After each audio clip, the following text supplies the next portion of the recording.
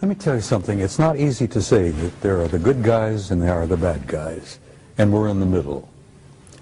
That's true to a certain extent, and it's been true for the last 10,000 years, but it isn't particularly true today, because a third party has entered the game.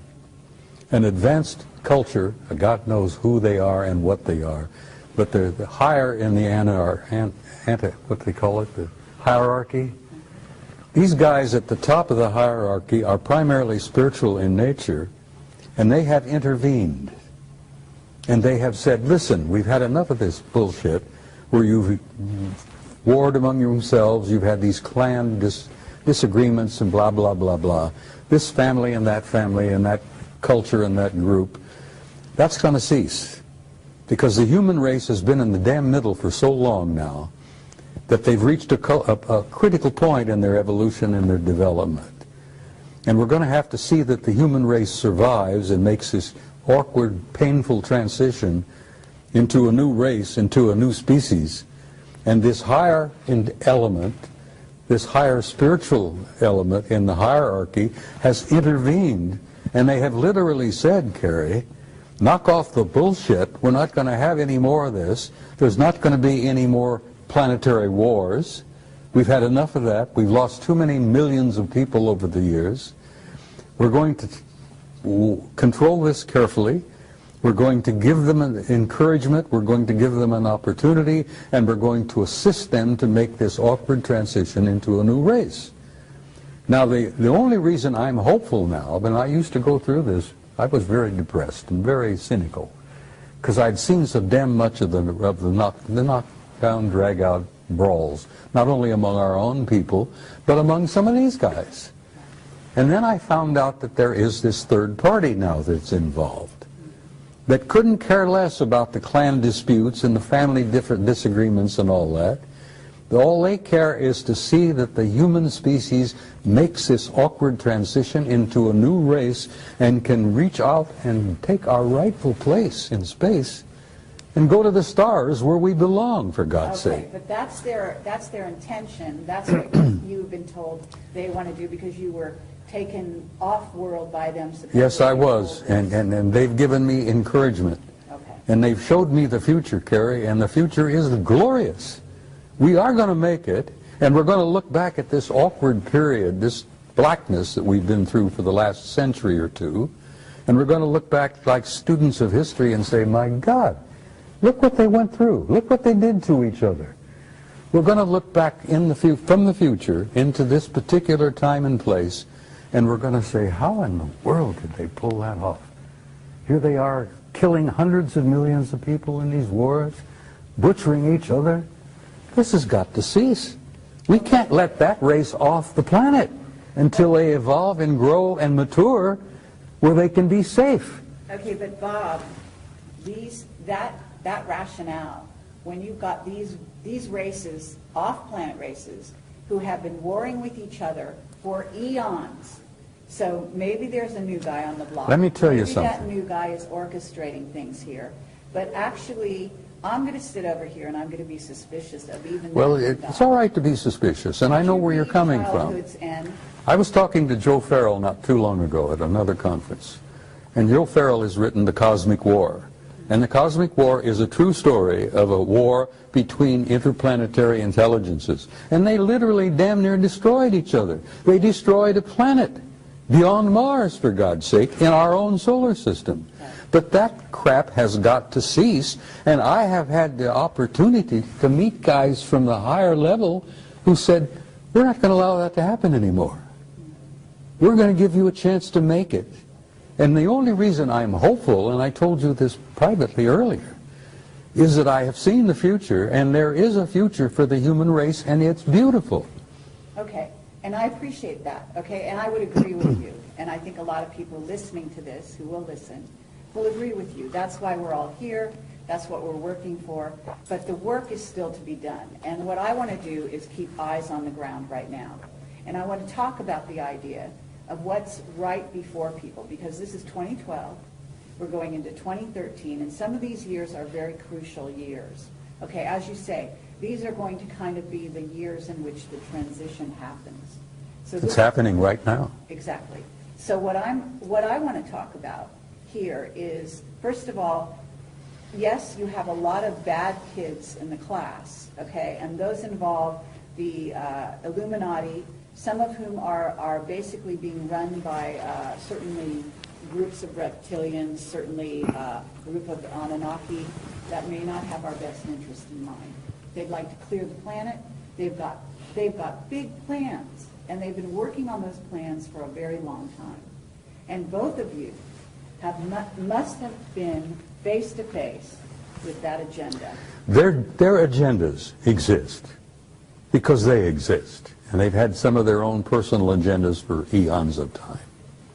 But their plans for our future don't mean diddly squat, because there are these higher developed cultures out there that have now intervened, and they're going to see that the human race is going to be allowed to make it. Okay, and you've said that, and I agree.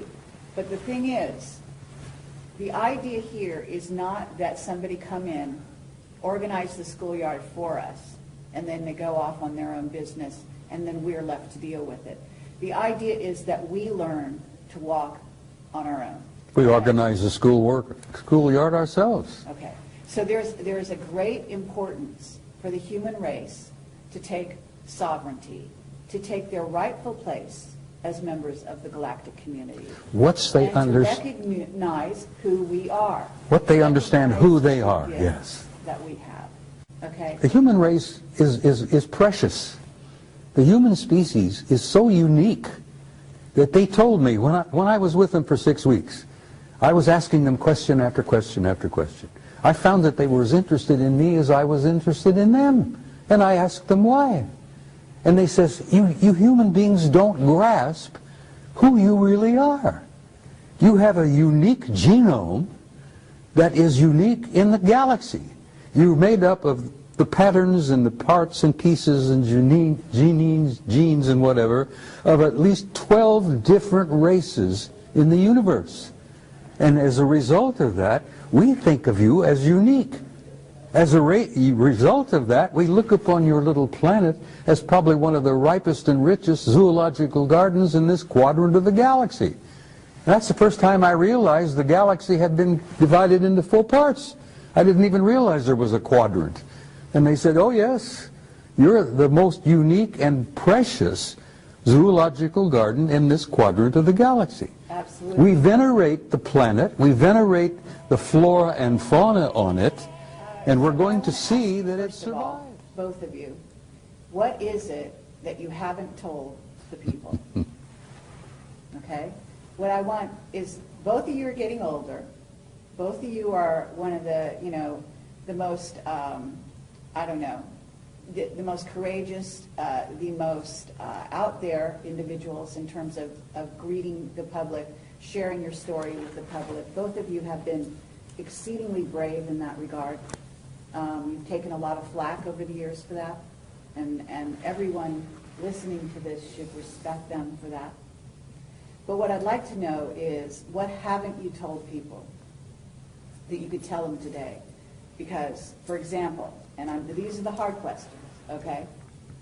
They're not all friendly, all right? What were your dealings with the unfriendly type, and why? You first, Clifford. Well, with me, I never had to deal with any of the unfriendlies. I was just warned that not all contact would be friendly. So, you always prepared for that. But every time you went into an event, it was always that, I'm going to use the term fear, but it's not exactly fear. There's that anticipation of what might happen.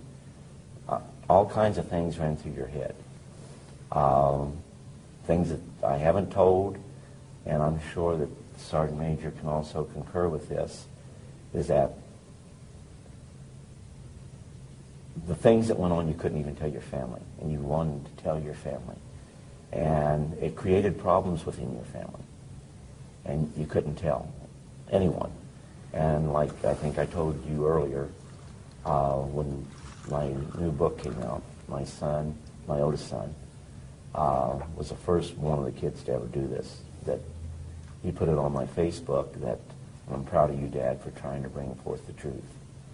Wonderful. They got to see what I was trying to do to gather the information, because I knew that no, Roswell wasn't just a lone event, that over the years we had recovered many such objects, debris thereof. Crashes are unique. They don't happen every day. They're very rare. And there's 100 reasons why we have recovered crash UFOs. But I try to bring everything out. I understand. And we shot those UFOs crashed because we shot them down? In some instances, but it was more the Soviet Union and other foreign powers that did it. But if they were foreign powers that were friendly, we would go in and try to recover those. There was, I think, it was in the 1970s. There was a UFO that went down in Sudan. Now this is unique because it wasn't ours, but we wanted to go ahead and recover that object. Well, there was strained relations at that time with all nations in the Middle East, so they did not want us there. However, a group of 13 Soviet personnel, to include scientists, went there to investigate that object that fell. That shows right there that it wasn't ours. We knew it wasn't ours. And the documentation makes it clear. But we couldn't say too much about it because we could not go and look at it. But the Russians did. But I can tell you on many occasions, both the U.S. and Russia would, or should I say, the former Soviet states, we would work together. And we worked with other foreign powers simply because situations like this could lead to misunderstandings that could have triggered possibly a nuclear war. And Sergeant Major Dean probably knows more about that even than what I do, by virtue of the position he had and the documentation he was exposed to. We and the Soviets have been together, closer together than most people realize. We and the Soviets have been working side by side on this particular issue since before the Cold War, for God's sake.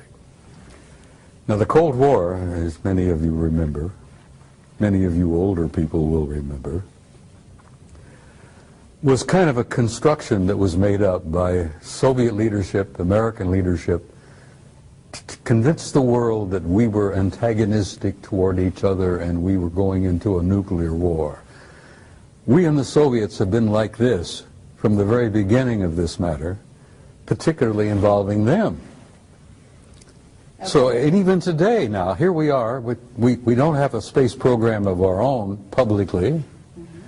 We're paying the Soviets, what, $500,000 a pop just to get one of our astronauts to the space station, for God's sake.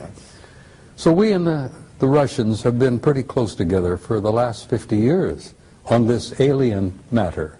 And why is that?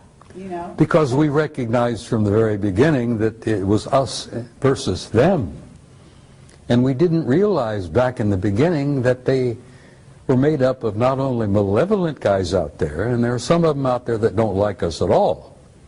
They're not purposely malevolent, they're not hostile, but they don't like the human race, and they don't give a damn whether we survive or not.